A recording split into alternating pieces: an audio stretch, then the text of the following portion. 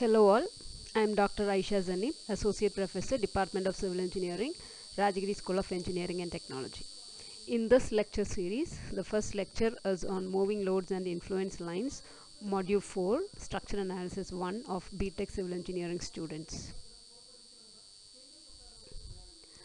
So when we come to moving loads, moving loads are loads that are not stationary. For example, vehicular loads, that the loads that are transferred from vehicular wheels to bridge girders or structural members. So when this load moves, the response of the structure varies, it changes. For example, the response like shear force, bending moment, support reaction, deflection, everything changes at a given section as the load starts moving. So we'll come to influence lines. Influence lines are that lines that represents the variation of the responses at a given section with the motion of the load. So if you have a bridge girder, let us say you're having a bridge girder at a particular section, let us say at the midspan, what is the shear force when the load moves? So till now when we saw bending moment diagrams and shear force diagram for stationary loads, the load was stationary, and at the midpoint due to that load we could easily find out the moment and the shear force acting at that center point, acting at the midspan. But now what happens is that since the load is moving, let us say the load is set to the leftmost end, then the load will be taken directly by the support and there will not be any shear force at the midspan, right? So the influence line actually is a line for a given section. At a given section, what is the variation of the responses? It can be shear force, it can be bending moment, it can be deflected shape, or support reactions, anything, but the response with the motion of the load. So actually it depicts the influence of the load on response. The influence of this moving load on the response of the structure at a given particular section is represented by influence lines. Now influence line diagram, this influence of this load on response is depicted as a line diagram, which we call as the influence line diagram. So in this diagram, the ordinates means the coordinates in the y direction. The ordinates, and in the x direction it is the length of the member. So along the length it is the x direction, which is the axis of the member, longitudinal axis of the member, and the y direction, the ordinates, which are plotted as a function of distance along the span, give the value of the internal force, reaction or displacement. Internal force can be shear force or bending moment, support reactions, or a displacement at a particular point in a structure as a unit load moves across the structure. So influence line diagram is always drawn for a unit load, and we see what is the ordinates of at each point in a structure due to the movement of a unit load. I know that you'll not be able to understand this properly unless we do something practical. Examples are given, so we'll come to that in the coming slides, and then please move on to these initial slides and again read through this. You will be able to understand what these definitions are all about. Okay, so let us see the difference between influence line diagram and bending moment diagram. So what is bending moment diagram? It represents the effect of a stationary load at all sections along the axis of the member. A load is stationary on the member, and due to that stationary load, what is the bending moment, right? At all points, at all sections, you will get the bending moment due to that particular load sitting at that location along the axis of the member, right? So you will be drawing the bending moment along the axis of the member. Similarly, you will also be drawing the influence line diagram along the axis of the member, but it represents the effect of the moving load at a given section of the member. So influence line diagram is the diagram drawn along the length of the member for a given section due to a moving load, whereas bending moment diagram is the diagram which is drawn along the length of the member for all sections due to a stationary load. Now bending moment diagram is used to determine the maximum shear force or bending moment that is developed. Not shear force, used to determine the maximum bending moment that is developed in the member due to a static load, and to locate the maximum bending moment. So it can be a shear force diagram also. So in that shear force diagram, you will be drawing the shear force along all the sections of the member. Now Influence line diagram is used to determine the maximum shear force or bending moment that is developed at a given cross section of a member due to a moving load moving along the axis of the member. So at a given cross section, what is the maximum shear force or bending moment that is developed at a cross section? At the given cross section. That is what we are getting from influence line diagram. So there are some certain steps involved in drawing the influence line diagram. So it consists of, first part is to consider a moving load of unit weight, say 1 kilonewton. Now second is to select the section where the response is required. You have to first, whichever section you are interested in to get the response, you select that section. Now place the load at various points along the length of the member. And when you place a load at various points, at each point determine the required response using static equation of equilibrium. For example, you are keeping the load at a distance of L by 4. Let us say we want to get the moving response at the midspan. You are keeping the load at L by 4, 1/4 the span. Then you find out what is the shear force and bending moment that is developed at the section midspan, section due to this load kept at L by 4. Now you keep it at 3L by 4 or some other point, and similarly you keep at all the points and see what is the response that is developed at that particular section due to this moving load. Now plot these values along the length of the member, you will get the influence line diagram. So again you need sign convention because you are trying to draw the shear force or bending moment or deflection. So the general sign convention that we have continued till now for the for drawing bending moment and shear force diagram will be continued for influence line diagram also. So positive shear, this is how we have considered the positive shear, which produces a clockwise moment, and positive moment is a sagging moment, right? So this is the same sign convention that we are going to use. Now we'll just refresh the bending moment diagram and shear force diagram for a given system of loading. Let us consider a point load which is acting at a distance A from the left support. The total length is L. Now what is the bending moment diagram? Shear force diagram. Shear force diagram, if you consider this point, right, at the support, at the left support, the shear force will be PB by L, which is the reaction at the support, left support, and that will be constant up to the point P. And then what happens? Then there will be this sudden jump due to this load P, and then it will be constant, and that value will be equal to the reaction at the point B, which is PA by L. Now we considered this PB by L positive due to the sign convention, clockwise sign convention, and PA by L will be negative. Now similarly, when you come to bending moment, you remember the value as PAB by L, and that will be exactly acting just beneath the load itself, and since it is sagging, we call it as a positive bending moment. And similarly for a UDL, you remember the shear force diagram is like this, WL by 2, and the bending moment diagram is like this, with maximum at the midspan as WL squared by 8. Let us consider how we draw the influence line diagram for the support reaction VA when the member, simply supported beam AB, is acted upon by a single concentrated load of 1 kilonewton, which is moving from A to B. So when the load is at x is equal to 0, that is when it is at A, the load is on support A. So the load 1 kilonewton is taken directly by A. Now as the load moves towards B, let us say at a distance x from A, then from equilibrium conditions we can write summation moment about the point B is equal to 0, which gives the support reaction VA into L minus 1 into L minus x is equal to 0. 1 is the load. So we will be getting VA is equal to L minus x by L, which is equal to 1 minus x by L. Okay. Now as the load reaches B, then VA will be 0 because the load will be directly taken by the entire support. So this is how the influence line diagram will look like. At A, it is having the total load acting at the section, and as the load moves from A to B, the reaction A changes from or varies from 1 to 0. So RA is the magnitude of VA is 0 at as the load reaches the point B.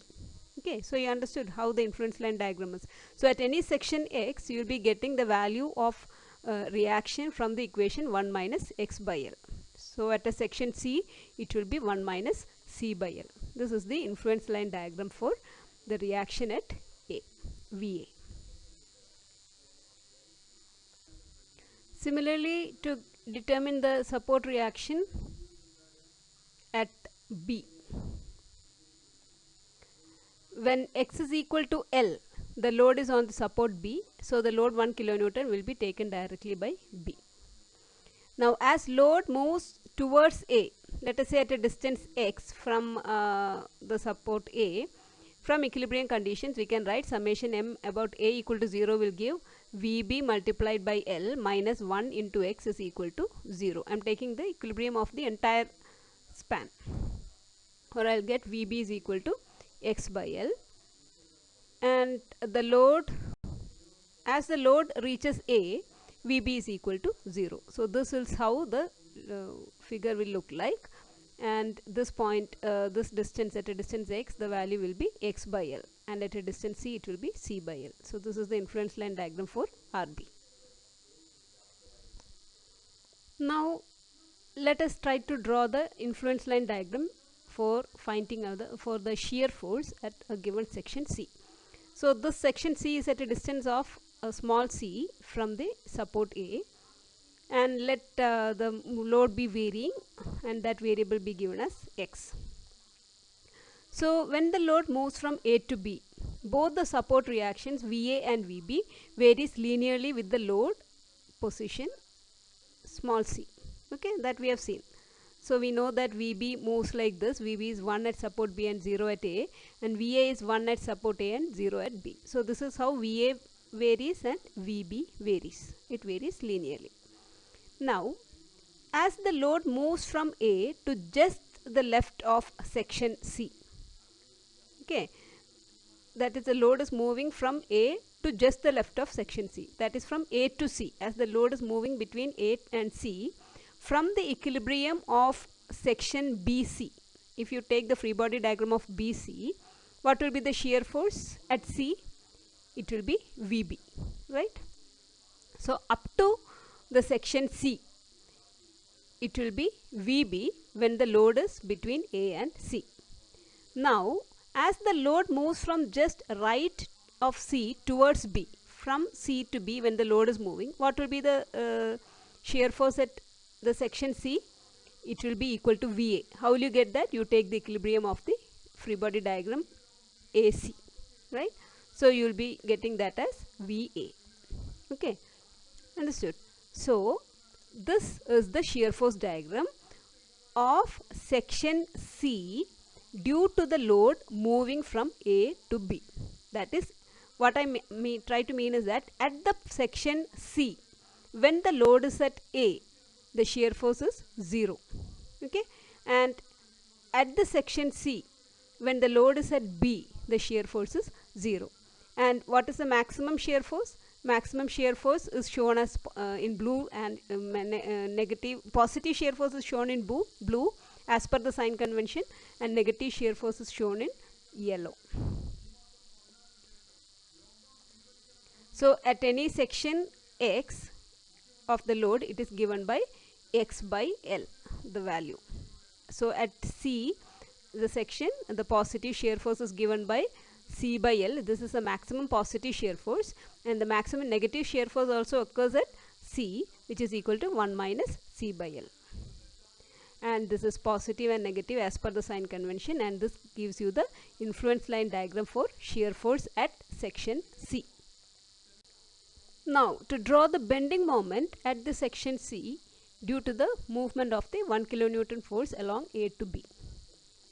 So the maximum bending moment at the section C will occur when the load is placed on the section itself. That is, when the load comes at the section, you will be getting the maximum bending moment.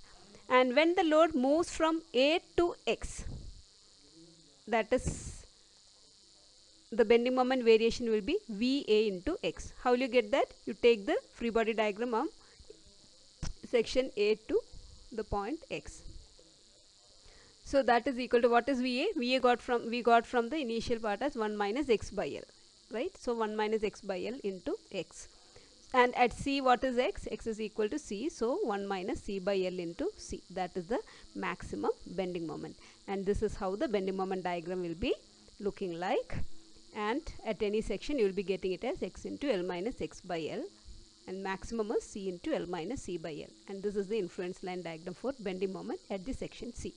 So if you look at the bending moment diagram, the bending moment at the section C is 0 when the load is directly on top of the section support A, as well as the load is directly on top of support B. The remaining you can find out from the equilibrium of the section free body diagram with respect to the section that you are considering. The summary of whatever we have discussed till now is for a given load which is moving from A to B. In order to get the reactions and the responses for a given section C, which is at a distance of small c from the point A, the reaction will be maximum. This is the influence line diagram for the reaction for a moving load. The support reaction will be maximum at A itself. For reaction at A will be maximum at A itself and 0 at B. The support reaction at B will be maximum at B itself and 0 at A. The shear force at any section C due to the load will be maximum when the load is acting at that section itself, and the maximum positive shear force is C by L, which is just left to the section C, and negative shear force is 1 minus C by L, which is just right to the section C when the load is acting at the section C itself. Similarly, the bending moment diagram is like this, which is sagging, so positive, and the maximum will be when the point load is acting on the section C itself. So in order to get the maximum shear force for any section C and for any kind of loading, the positive maximum shear force is at the left of the load when the load is acting at C, and negative maximum shear force is at the right, to the right of the load when the load is acting at C. Similarly, the bending moment maximum location for C for a section C for any kind of loading is immediately below the load itself. So we will get introduced to a new term, which is absolute maximum bending moment. When a given load system moves from one end to the other end of a girder or a structural element or a beam, depending upon the position of the load, there will be a maximum bending moment for every section. For example, we considered in the previous slide the section C, and there we saw that the bending moment is maximum when the moment itself is on the, when the load itself is placed on the section itself, on top of the section. Similarly, if I take another section, I will be getting another maximum bending moment which is particular for that particular section. So the maximum of these bending moments will usually occur near or at the midspan. So if you consider them all these maximum values alone, then maximum of these maximum bending moments is called the absolute maximum bending moment. Similarly, maximum shear force diagram. So due to a given system of moving loads, the maximum shear force for every section of the girder can be worked out by placing the loads in appropriate positions, right? You saw in the previous itself, the load is kept at section C, you got the positive maximum and negative maximum of that section, which was C by L and 1 minus C by L, right? Now, when these are plotted for all sections of the girder, starting from the point A to the point B, we obtain the maximum shear force diagram. That is, I keep at the point at A. What is the shear force at A? It will be 1. You remember that will be the reaction VA itself.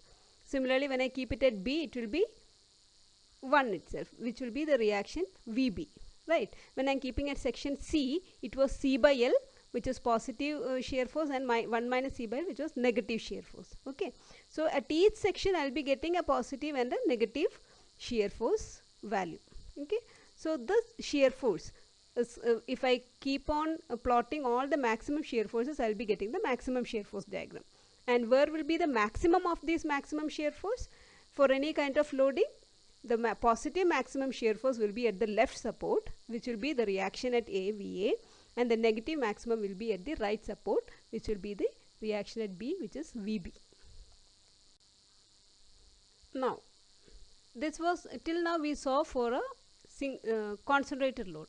Now let us consider a UDL of 1 kilonewton meter of length A, and that length of the UDL is shorter than this length of the span AB. Okay, that is A is less than L. Now how will you get the support reaction VA? To get the support reaction VA, you have to keep the UDL in such a way that it is very close to that support. So to get the maximum support reaction, the load should be located so close as possible to the support itself to get the maximum support reaction. Okay, so you know what is the influence line diagram for the reaction at A, right? This is how it looks like. So when it is a UDL, then VA is given by the magnitude of the UDL multiplied by the shaded area, which is the shaded area, the area upon which that load is acting. Okay, so that is this much area. And what is this ordinate? 1 minus A by L, because you know it is 1 minus X by L will be the relationship, right? We have seen that for the influence line diagram of the reaction A. So what is the shaded area? It is a trapezium. So half into A into 1 plus 1 minus A by L. So you will be getting it as A into 1 minus A by 2 by L. A by 2L. So what is VA? 1 into A minus A, 1 into A into 1 minus A by 2L. Now to get the maximum positive shear force, the condition for maximum positive shear force when a UDL of length A, which is shorter than the span AB. How to determine that? To determine the maximum positive shear force, the head of the UDL means the starting point, the rightmost part of the UDL should be placed at the section. This is how it should be coming. Okay, so you know what is the reaction, the variation of VB and the variation of VA. So you know this is how the shear force diagram is like, right? This is for any kind of loading. This is how the shear force diagram is going to be, C by L and 1 minus C by L. So what should you do? You take the shaded portion, and this will give you the maximum positive shear force. So W is the magnitude of the UDL multiplied by the shaded area. Shaded area, one is C by L and the other portion you will be getting as that much is A, right? So that is C minus A. So C minus A by L. So you just use similar triangles, and from there you will be getting it as 1 into A into C by L minus A by 2L. Now how will you get the maximum negative shear force? The tail should be kept at that section. Okay, so you are trying to get the maximum shear force at section C for a given section. So you have to keep the tail of that UDL at that section C. So tail of the UDL should be placed at that section. Now draw VA, VB, draw the shear force diagram, and then take the shaded portion. Area of the shaded portion multiplied by the load will give you the maximum negative shear force. Now how will you get the bending moment diagram? Bending moment diagram, you have got to be a little more careful. To get the bending moment at section C, the maximum bending moment at section C, it occurs when the load is placed on the section itself. That we saw even for the point load, right? Now for the condition of maximum bending moment in the case of UDL is that UDL should be placed in such a way that the section C divides the UDL in the same ratio as it divides the span. What is the ratio in which the the section C divides the span? C divided by L minus C, right? AC is C and BC is L minus C. So it is AC by BC, that is C divided by L minus C. So C1 divided by C2 should be equal to C divided by L minus C. So this is the bending moment diagram that we have seen. This is C into L minus C by L, that also we saw. So what is the bending moment? W into area of the influence line diagram under the UDL. So where is the UDL? UDL is from C1 to C2, right?